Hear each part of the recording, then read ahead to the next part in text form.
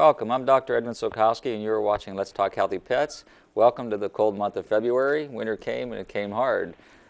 We have a little modified show today. Our format has changed. Our guest was Dr. Cheryl Haywood, who was coming from the north, and the bad weather and the school delay kind of changed that for us. So we've canceled her, and hopefully we can reschedule her for another time. We have, as our guest today, with a few little cutie dogs, is Carol McDonald Hardy, and we're going to be telling you about these dogs that are up for adoption. But what I decided to do today for the show is to talk about some of the emails and answer some of the questions that I received in emails and some general things that are out in the news these days. So we'll probably introduce Carol here and talk a little bit about this dog. Hi, welcome, Carol. Nice to see you again. Hi. Carol's been on before, as you probably remember. She has with her a what I understand is a Silky Terrier Min Pin mix, and she brought 3 of them today. So we're going to have throughout the show have them on display and tell you a little bit about them. They're about what, 3.5, 4 months. 4 months old. They're really little cuties. They're the staff has just fallen in love with them. I could see that, and they need a home. So where did they come from, Carol? Do you know? They came from a lady who was breeding them, and she couldn't cope with the amount of dogs that she'd got. So it was a situation where we wanted to get the puppies away from her so that they were well looked after. Carol is representing Angels for Animals, and I know you're familiar with Angels for Animals. It's headed by Jesse Klepsik, and they receive dogs constantly. They always have probably 10 to 15 dogs that need homes. Yes. Carol's one of the foster moms, and she's kind enough to take in several dogs at one time besides having the dogs of her own, and she gives them love and care and food and training. You also do a pretty nice job of training them while you have them. Yes. I mean, the pups, with the little ones, obviously it's the same as training any pup. It's quite, it's a matter of potty training, house training, socialising them. This one is one of a litter of 5. So we've got all of them, so they've got a lot of company. So you have 5 and just not the 3 you brought today? No, I bought 3. I couldn't manage all 5. Yeah. So yes, this is a litter of 5, and obviously they've got companions there all together, and I haven't actually got these. They're in another foster home, so they've got each other, they've got company, but they do need socialising. They do need to be with human beings and to be handled a lot. Well, just from my observation here, they seem to be socialised pretty well. Yes, well, they do get a lot of attention. A lot of love and attention. They're with a family, so they get lots of love and attention. There are other dogs in the home, so they meet other dogs. They know what it's like to run around in the snow and to play. And as you can see, they're very outgoing, very sociable. When we get them when they're this young, they don't normally have any problems at all. I mean, it's just a matter of keeping them happy and well fed and warm, and just giving them lots of fun and attention. They're cuties. They're absolute little cuties. Yes, they all are. They all look slightly different. I mean, you'll see as we bring them on that they all do look slightly different. Now, are you aware whether they have names or not?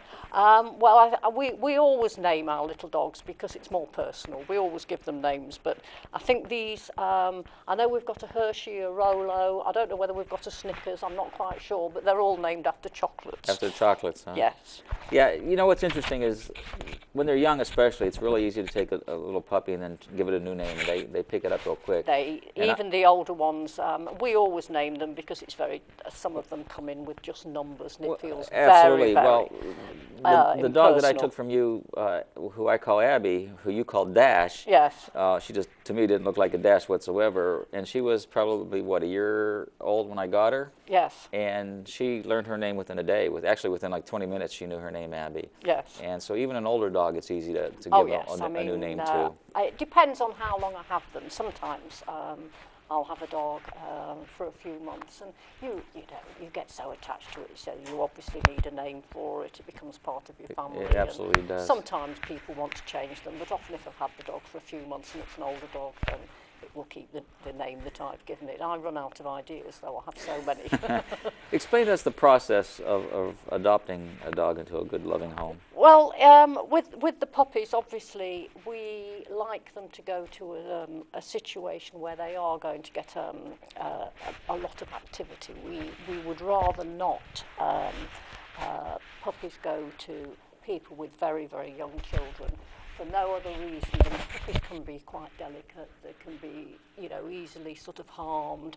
So we like them to go to a family, possibly with slightly older children, not toddlers, because they do tend to pull puppies around a little bit. It's not their fault. They just see them as soft toys. Plus you have competition for attention on both regards. Yes. There. Also, puppies are very, very hard for much older people as well, because they're very quick, they're very fast. They need a lot of work. So and there's always the potty training. Yes, all the training, all the work. So we do like to, when we have younger dogs particularly, we like to sort of find the right sort of home for them with the right sort of level of activity. So what you do is you actually, when somebody's interested in one of the dogs you have, you actually interview them? We usually, the first contact is by telephone. And the first sort of questions we'll ask is, obviously, where do they live? Do they have a fenced-in yard? How many hours a day they work if they're out of the home? Obviously, if they're out of the home for long periods of time, it can be a problem with a little puppy, especially because they do need to be taken out, and it's difficult to have a very tiny one if you're going to be out of the home a long time. So we ask all sorts of questions, and then we ask if they have a particular dog in mind. Some people come to us and they want a particular breed. Well, it's actually important to match the dog with the family. Exactly. The owner. And also, because we've had them in our homes, we tend to know the personalities. Some dogs are very shy, some dogs, depending on where they've been, where they've come from, some of them take a lot more socialising than others. As you can see, these don't need that sort of, they don't need that socialising. From the get-go. But if you've had a dog that's 5 or 6 years old and had very little social contact, very little human contact, some of them can be a little bit timid, some of them are particularly, we find this, that a lot of them are afraid of men, because sometimes it's men who literally manhandle them. Right, absolutely. So it's a matter of matching and talking to people and seeing how receptive they are to particular problems or ideas. And then you actually go and visit the home and meet the family and so forth? Sometimes, always with my foster dogs, they come to the family, usually the whole family come to my home, see the dog in a home environment, see them with my dogs. I mean, I have dogs of my own, so they can see them with my dogs. I also have cats, so that's another thing. Some dogs chase cats, so they see the dog, they see how it reacts to I have children, so it sees how they reacts to children. Are we going to swap dogs? Yeah, we're going to swap dogs. Julie's coming on with another one. Now, again, it's from the same litter, but look how different the look is. The coloration, the coat. Do you want to hold Sure. this little one? Well, I'll take this little one. Here comes this is a female you have here, and all the dogs that you rescue are all neutered and spayed and have their shots and been evaluated by a veterinarian so before you ever let them out to the homes. We would never let a dog go without it being vet checked, neutered, spayed. Just saying hi. Yes. Oh, okay. Yes. Oh yes. Okay. Or, yes. As You guys want to play? This one looks completely. Oh yes. Yes, they want to get down on the floor and play. They're used to. It's okay. They're used to rolling around. It's okay. It's okay. You're all right. But as you can see, one of these. Yes. That's dog talk. Yes. They're putting on a little show for you. Yeah, but as you say, they're very. I mean, you can see here they soon develop very strong personalities. Go on, say hello. All right, You got both of them back.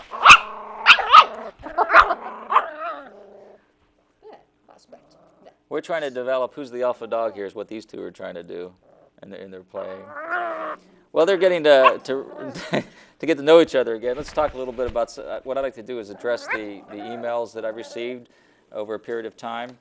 And I've kind of paraphrased them a little bit, but I received an email one time, and the question was, "What can I give? Why can't I not give chocolate to my dogs?" Well, there is something in chocolate called theobromine, and what it does is actually cause the heart to race. And we can consume that chocolate, but dogs cannot. And it varies according to what type of chocolate you give, the age of the dog, the overall health of the dog, what breed is even affected a little bit more. And so, for example, milk chocolate, if a dog ate 1 ounce of milk chocolate and the dog weighed 10 pounds, it's probably not going to be toxic to that dog. It would take probably 10 ounces of milk chocolate to be toxic and actually kill that dog, to be fatal for the dog. But if it ate semi-sweet chocolate, it would only take 3 ounces to be toxic. So actually 6 ounces of that would actually kill that dog. And then you have baker's chocolate, which is really toxic for a dog, a high amount of theobromine in there. So in a 10-pound dog, it would only take 1 ounce of chocolate. Actually, I made a mistake there. 3 ounces of chocolate of semi-sweet will actually kill a 10-pound dog. So the type of chocolate is actually just as bad as anything, but no chocolate should be given. And there are other things that shouldn't be given to a dog that we don't think about. For example, grapes or raisins, which are nothing more than dried grapes. Xylitol, which is in a lot of the sugar-free gum and mints and so forth, is very toxic to dogs, can cause seizures immediately and can cause death. And that's something that we don't think about. Also, coffee and tea, alcohol, those are all toxic for dogs. Broccoli is actually toxic. Now, I'll give a little bit of broccoli to my dogs every once in a while, but I don't do it on a daily basis. So you want to be concerned about the amount of broccoli that you give. Another thing that's very toxic is macadamia nuts, and we don't think about that. And you sit around at the holidays and you're making cookies with nuts in them and so forth, so you want to be careful about macadamia nuts with being around the house. But those are all different things that are very toxic to your dog, so I would avoid them. Another question was, why should we avoid corn in our dog food? Well, there are a number of reasons. First of all, corn is not a very complete protein. Your dog's a carnivore. And you're sitting there feeding, especially these dog foods that are based in corn, where the first ingredient is some form of corn. You have a dog that who is in best health, has the best intestinal tract, and that in feeding them a corn-based food, your dog is only absorbing at best 20% of that protein. So you sit here and think, I need to have a healthy dog, and I want a dog to live a long time, and I'm only giving 20% of the protein that animal needs. So I always suggest that you give a quality meat-based protein. There are other factors with corn also. Corn is a carbohydrate, and you start to wonder why so many dogs now have diabetes. And then it goes even a step further. 100% of the corn is full of yeast, and yeast produce a byproduct, a metabolite called mycotoxin. And mycotoxins create such things as diabetes, cancers, and so forth. And what happens is, so much of that is allowed in our food supply for humans, but the mycotoxin count that is very high in corn for us, and we cannot consume it, gets thrown right into the pet food industry or the animal food industry. So here we are eating, feeding our dogs this corn that's full of mycotoxins. And just to make a statement here, rats do not develop diabetes. Rats and mice. They can live 100 years and never develop diabetes. They don't have type 1, they don't have type 2. But we study diabetes in rats for us. And how do we do that? We feed them yeast and mold. And when they're given this yeast and mold, they develop diabetes. And then we give them chemicals to try to figure out how to fight the diabetes. So it kind of supports the fact that high rise in diabetes in animals may be attributed to yeast and high corn content in their feed. So that's a good portion of why I don't like to have corn in dog food. Dogs are meat eaters, they're carnivores. They can consume a little bit of grain, they can consume a little bit of fruits and vegetables, but their main protein source needs to be from meat. Okay. Another question, and I get this quite frequently, why do I have to give all these vaccinations to my pets? The state of Pennsylvania requires only one vaccination to be administered, and that's the rabies vaccination. That's the only thing that's required by law. It's required every 3 years. There's no need for a booster every year, especially in a housebound animal. If you have a hunting dog, you're a little more risk, so maybe an annual booster might be a little more important. Or if you have a dog that's constantly outside, you have to weigh that. But the only vaccination that's required by law is the vaccination for rabies. These other vaccinations, when you receive them, when their dogs receive them as a puppy, probably stay with them in full dosage form for the term of their life. And that can easily be tested by a blood titer, which is a simple blood test. And we have a high incidence of cancers and again other diseases from for these animals that are developing over time. And even the veterinarian societies are saying we're over-vaccinating our animals. I was talking. I see we separated our dogs. Were they playing too much? Well, yes, they're a bit of a handful to have, and they keep pulling my microphone off and chewing me. And uh-oh. Well, they're teething now. I've received this question a lot. Why do we not have closed captioning on the TV show? That I can't answer. I'll throw that out to Mr. Bonai and staff, and I don't know if they do that or how they can do that. But I received that often enough that I want to address it to the audience. Why should I add vitamins to my dog food when there are already vitamins in the dog food? There are a number of reasons. First of all, the amount of vitamins that are put in that dog food are minimal amounts, just to say they have them in there. Most of it is 0.001, 0.002, things like that. Also, the baking process, the food is extruded out of an extruder at a very high temperature. The reason they throw the vitamins in there is a marketing ploy. It also is because the food all the vitamins and minerals in the food have been killed. So they want to throw something in there. The amounts are low, plus the heat as the food is coming out from the extrusion machine kills any vitamins that are put on there, and I would question the potency. So I'm a big advocate of adding vitamins and minerals, antioxidants to your pet's food. Dog viruses. You want to switch a dog? I'm getting a symbol over here. I don't know what it means. So, you want to bring the third dog on? No, this is the second dog again. Okay. Do you want to bring the third one on? Got her. This is the bossy one. Just in the case of the in the news yesterday was the canine or dog virus that's going around, or the dog flu, everybody's calling it, and it occurred at the Rescue League in Pittsburgh. This dog virus was first noticed in Florida at the greyhound races, and they think that it came from horses, from the equine population, and somehow mutated and got into the dog population. But what they're finding is that this virus occurs in very close quarters, such as shelters, such as these racing areas, where the dogs are under a lot of stress and probably not fed properly. We have another one on? Yes, this is another one. Male or female? This is a little male, a little cutie again. So if your dog is healthy, is being fed properly, and you're supporting the immune system, the chances are that you're not going to have a dog that develops this virus. I would take some precautions. I would certainly, after touching another animal, wash my hands or my clothing before I brought it in contact with my animal. I would, Julie, you're getting growled at over here. I would certainly try to give it a quality food, and that to me is a must every day.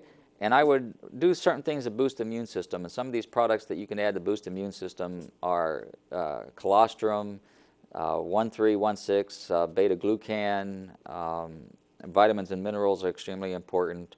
Grapeseed extract. Now, grapes are toxic. Grapeseed extract is not toxic to your animal. It actually fights and kills mycotoxins and so forth, and bacteria. So those are some of the things I would do to build the immune system of my dogs, and those are things that I do on a daily basis with my dogs. But I would take those precautions, and I'd keep them away when you're walking them in the park or in the street from dogs that you don't know. And that's your best defense against this this dog virus. Stress always lowers the immune system, and I think that's what's happening a lot with these dogs also. To answer the question from the lady that would like to adopt my Abby, the answer is no, but thank you. And this one's directed to Teresa. For the 40th time, you cannot take sugar from me. Those are pretty much what I wanted to cover as far as the emails. We'll do some updating that. I am giving a lecture on February 20th at Sunnybridge at 6 p.m. and we talk a lot about the issues on nutrition. We talk about vaccinations, dental care. We're going to talk about mycotoxins in a little more detail. And so if you want to attend that lecture, just give Sunnybridge a call. Their number is 724-942-5800, and just make a reservation. It is free. Sunnybridge presents it. These products that I talk about can be purchased at Sunnybridge and also at the GNC in Strabane. So those people are generally very knowledgeable on the topics and can give you some suggestions to support the immune system and help with digestion and so forth. Okay, back to our little min pin silky terriers. This is a new one over here, and his coat is completely different in coloration than the other two. Well, you often find this when you get a mix. You'll often find, I mean, you get it with purebreds, but you often find this that puppies will be very different. As you can see as well, they have very different personalities. Yes. So that's why it's important to match dogs with new owners. And you can also see that they are very, very lively. So taking on a puppy, it's a big commitment. It's a lot of work. It is. People have to realise just what they're taking on. It changes your life. It changes your life, and for the better, I think. It does. They do require some effort and some time, and there's some expense involved, but the reward is extraordinary. Exactly, I mean, exactly. It enriches. And this is what we try to emphasise to people who want to adopt the dogs. It's important to know their background. It's important to know where they come from as much as you can, especially if you're buying a pup.